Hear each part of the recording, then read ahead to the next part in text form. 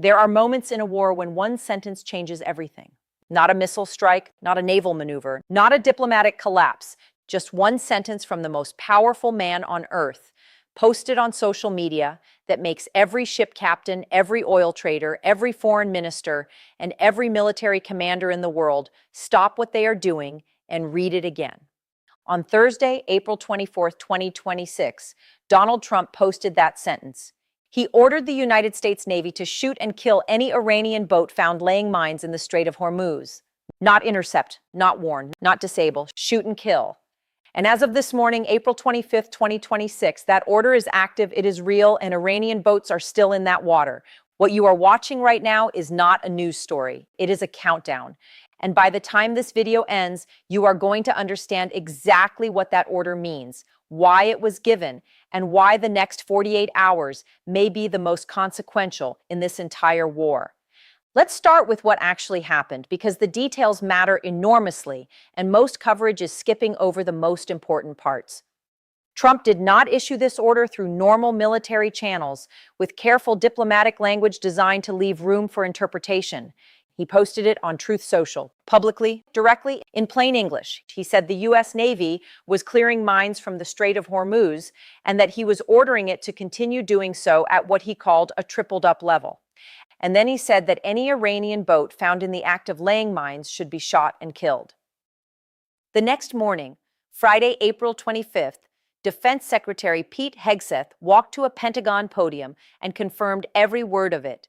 He called the Iranian mine-laying boats pirates. He called them terrorists. He said they were laying indiscriminate mines in international waters and that the United States military had both the authority and the intention to use lethal force to stop them. This is not a bluff. This is not posturing designed for a press cycle. This is a standing shoot-to-kill order issued by the Commander-in-Chief of the United States Armed Forces, directed at the naval forces of a sovereign nation in one of the most trafficked waterways on Earth. And it is in effect right now. Now, you need to understand why the mines are such a critical escalation point, because this is where the story goes from serious to genuinely alarming. When Iran closed the Strait of Hormuz at the start of this war, it did so primarily through surface threats. IRGC gunboats patrolling the water, warning ships to turn back, firing on vessels that did not comply. That was dangerous. But mines are different. Mines are invisible. Mines do not care whether you are an American warship or a Filipino crude container ship carrying grain to India. Mines do not distinguish between military and civilian targets. A mine laid in the Strait of Hormuz sits on the ocean floor or floats just below the surface and waits. It could be triggered tomorrow. It could be triggered in 6 months after a ceasefire is signed, after everyone thinks it is safe to sail again. And this is the detail that stopped Congress in its tracks this week, because the Pentagon shared a classified assessment in closed-door briefings that revealed the full scale of the problem.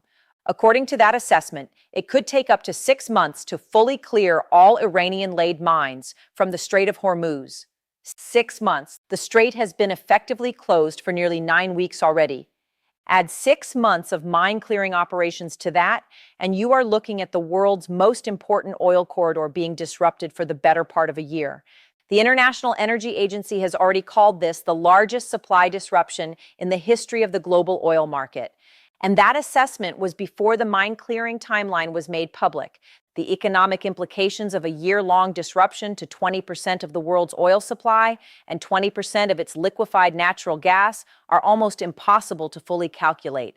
But we can see the beginning of the damage already.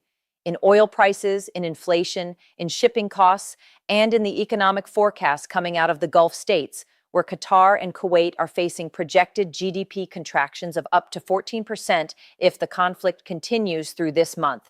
Here is the military picture as it stands today, and it is unlike anything seen in this region since 2003. The United States currently has 3 aircraft carrier strike groups operating simultaneously in the waters around Iran. The USS George H.W. Bush is positioned in the Indian Ocean. The USS Abraham Lincoln is in the Arabian Sea. The USS Gerald R. Ford is in the Red Sea. Between those 3 carrier groups, the United States has deployed roughly 200 aircraft and 15,000 sailors and Marines. On Friday, Defense Secretary Hegseth announced that a fourth aircraft carrier will be joining the blockade within days. 4 American carriers surrounding one country. The last time 3 American carriers operated simultaneously in this region was during the initial invasion of Iraq in 2003. What is assembled around Iran right now is one of the most concentrated demonstrations of American naval firepower in the 21st century. It is a wall of steel and aircraft and cruise missiles surrounding a nation that is simultaneously trying to negotiate a peace deal and laying mines in an international waterway. And the man commanding all of that force just issued a public order to shoot and kill. This is the situation on the morning of April 25th, 2026. Now let's talk about the talks, because this is where the story becomes almost surreal in its contradictions. At the exact same time that Trump was issuing his shoot and kill order on Thursday, the White House was quietly working the phones to set up a new round of peace negotiations. By Friday morning, the announcement was confirmed. Jared Kushner and Steve Witkoff, Trump's son-in-law and his special envoy, are traveling to Pakistan on Saturday to meet face-to-face with Iranian Foreign Minister Abbas Araghchi. And here's the detail that changes the entire diplomatic calculus. Iran asked for this meeting, not the United States. Tehran, after a week of maximum hostility, seizing ships, calling the ceasefire meaningless, refusing to send negotiators, quietly reached out and requested an in-person conversation. White House Press Secretary Caroline Leavitt confirmed it on Fox News on Friday morning. The Iranians reached out. They asked for the talks. Trump agreed to send his people to go hear what they have to say. When a government that has been projecting maximum defiance suddenly asks for a private meeting, it means something is shifting internally. Whether that shift is genuine, whether Iran is actually looking for a way out, or whether it is tactical, designed to buy time while mines keep being laid in Hormuz, is the defining question hanging over Islamabad this weekend. The gap between the two sides going into these talks is enormous. Trump has made his demands explicit and public. Iran must stop all uranium enrichment. Iran must hand over its entire stockpile of enriched uranium. The United States will not lift its naval blockade until a final deal is signed. These are not opening positions designed to be negotiated down. Trump has framed them as non-negotiable red lines. Iran's position is equally firm. Iranian President Masoud Pezeshkian and Parliament Speaker Mohammad Bagher Ghalibaf issued nearly identical statements this week, saying that in Iran there are no hardliners or moderates, that they are all Iranians and revolutionaries, pushing back hard against American suggestions that Iran's negotiating team and its military leadership are divided. Iran's foreign ministry has called the naval blockade an act of war. Iran's foreign minister has said the blockade and threats are the main obstacles to genuine negotiations. And Iran's IRGC commanders have warned that if neighboring Gulf states allow their territory to be used against Iran, they should say goodbye to oil production in the Middle East, naming specific oil fields and refineries in the UAE, Saudi Arabia, Kuwait, Qatar, and Bahrain as expanded targets. These are not the statements of a government that is about to capitulate. These are the statements of a government that believes it can absorb the pain of this war longer than its opponents expect. And yet Iran asked for this meeting, which means something is happening inside Tehran that is not fully visible from the outside. The economy is in crisis. Internet connectivity is at 2% of normal levels after 55 consecutive days of blackout. Nearly 3,400 Iranians have been killed since the strikes began on February 28th. The naval blockade is strangling what remains of Iran's oil export income. Iran is under pressure that is qualitatively different from anything it has experienced since the Iran-Iraq War of the 1980s. That pressure does not guarantee a deal, but it creates the conditions in which a deal becomes possible, even if both sides are still too proud to admit it openly.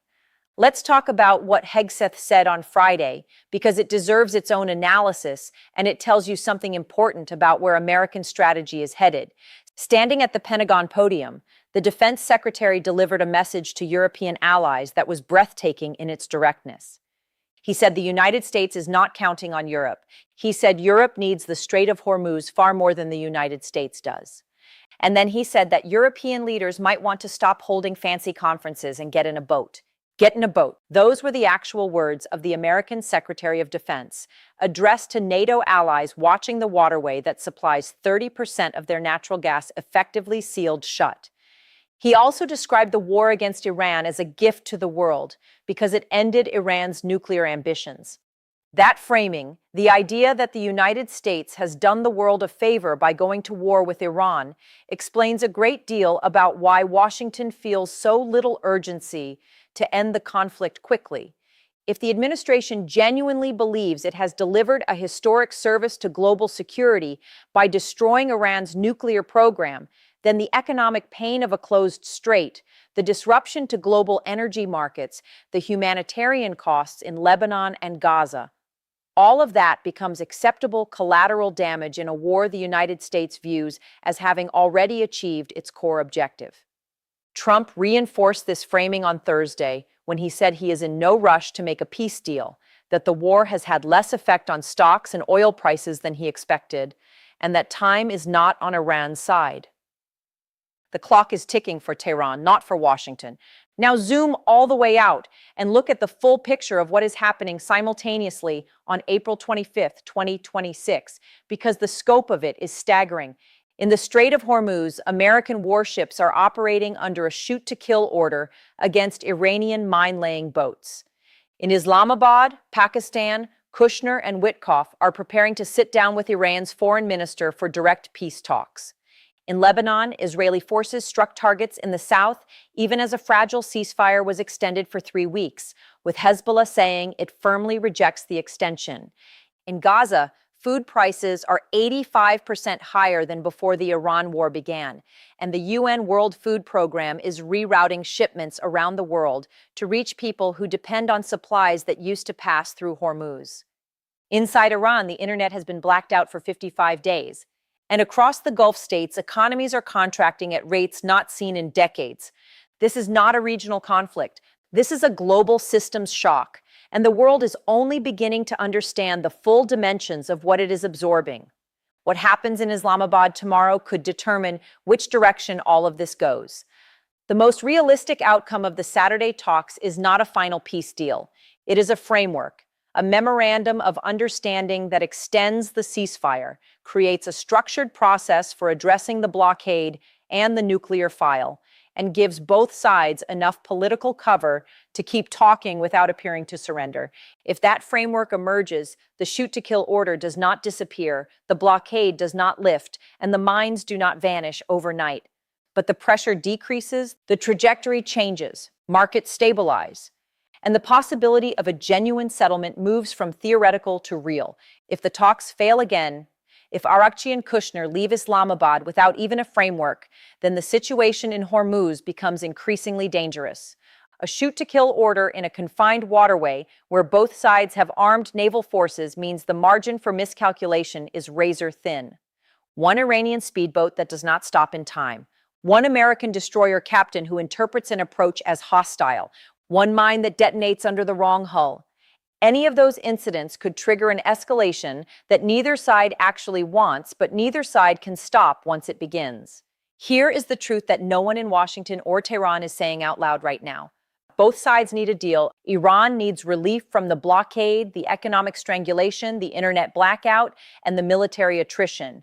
The United States needs to resolve a conflict that was supposed to last 4 to 6 weeks and is now entering its third month with 4 aircraft carriers deployed, domestic gas prices elevated, and a 6-month mine clearing project standing between the world and a return to normal shipping through the most important waterway on Earth.